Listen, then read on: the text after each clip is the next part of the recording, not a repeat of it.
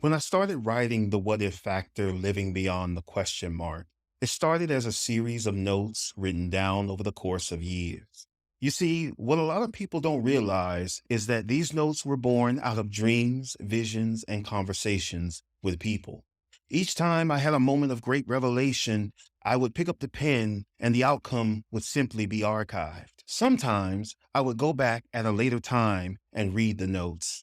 And even though I knew the words came from the author and the finisher of our faith, I still sat in amazement that he had given them to me.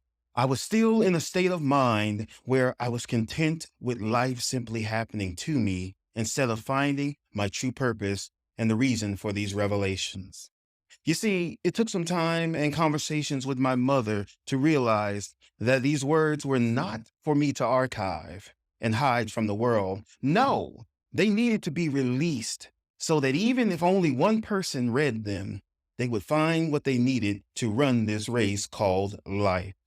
I had to understand that life doesn't happen to us, but through us. I had to understand that life is a journey and not a destination. So, who did I write this book for? I wrote the book for the individual who has felt that life has been happening to them for far too long, like waves crashing into a seawall during an angry storm. I wrote the book for the person who feels alone because the pain of what they've been through has led them to believe that they are nothing more than a prisoner of their past or current circumstances and not the master of their destiny.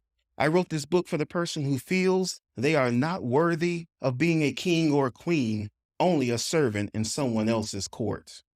I wrote the book for the person who feels that they have hit a plateau in life and they are unsure of what comes next. You see, I wrote the book for the person who hasn't yet realized that before God formed the foundation of the world, he knew them. His understandings are not our understandings. Our understandings are finite, but God's understandings are infinite. In this infinite thinking, he knew everything we would endure.